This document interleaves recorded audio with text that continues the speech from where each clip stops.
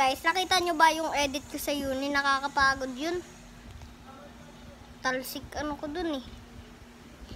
So, yung mama ko po ay nasa kabilang bahay. Ako po ay nasa dito. Nakita nyo ba yung nauntog ako yung baliw na Ronaldo? Joke lang, wala akong ganun. Aray ko. Ito na po yung drag bike natin. Andyan po. Tapos yun pa yung ibang gagawin natin. Gagawa na nga sa uni, gagawa pa sa totoong buhay guys. Yan.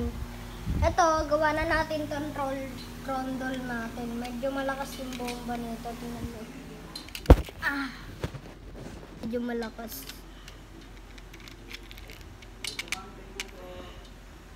Talungin nyo, ilang grade na ako.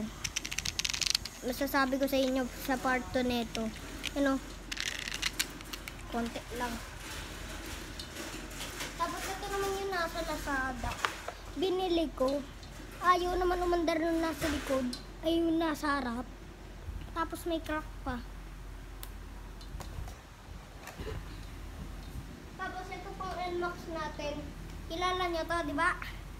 Iko-comment ko din sa inyo yan. Unang-unang comment. Kilala nyo ba to? Tingnan nyo. Nakabasa. Ow! Ow! Ito naman in-order ko. Kala ko maliit. Ang laki. Tingnan nyo. Masasakyan ko na ito eh. Ring, ring, ring. Sumemplang.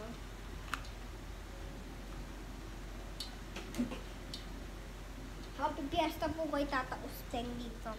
Malapit na po piyesta ni Tata Usteng guys. At makikita nyo, ibibidyo ko. Lala nyo ba yung karakol na ginawa ko? Tikpa ako mahulog yun sa kanal eh. Sabi ko, muntik na mahulog ako sa kanal guys. Wait lang guys. So, andito muna ako sa labas. Ito nakatira akong kaibigan ko si Teo. Yung laro na naman ho. Yung nasa tricycle lang. May bulaklak. Wow! Something in your nose. Hindi pong nawawasak si Tata Usteng. Ito po nawasak yung likod. Tapos yung kamay. Lagot. So, dito na po magtatapos ang video. Sino pong nakakapanood nito? Sana mapanood ng classmate ko. Lahat ng kalasaka. Kasama ko pala. Lahat ng kasama ko. At yung papa ko pumasok. Sana ipapakita ko. Kita kids na lang tayo mamayang 5. Hindi ko pa to upload muna. Video ko muna.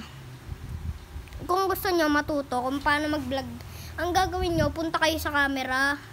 Tapos video mo. Tapos iputol-putol nyo. Tapos i-CapCut nyo, new project. Tapos dun sa parang gunteng nakalagay, pindutin nyo yun. Tapos new project. Tapos pag sama-samahin nyo lahat ng binidyo no.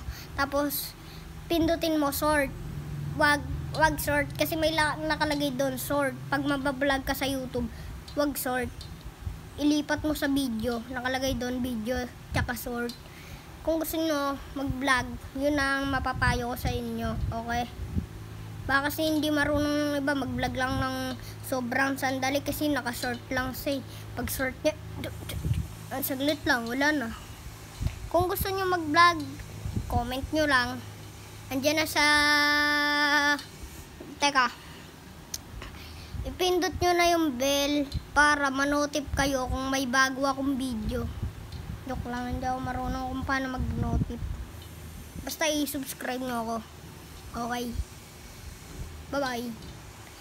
Mga gusto mag-vlog panoodin nyo muna to para maraming views. Tsaka para mag-vlog na rin kayo. Pag vlog nyo sandali lang isang ganyan lang wala na, tapos na. Kaya kung maipapayo ko sa inyo, ganun yung gagawin nyo, papanoodin nyo lang to. Tsaka naka-comment na rin kung pangalan ng motor kong NMAX, makikita nyo na rin. Tapos i-comment ko na rin kung anong mga gagawin sa pagbibideo para matutunan nyo naman. Bye bye.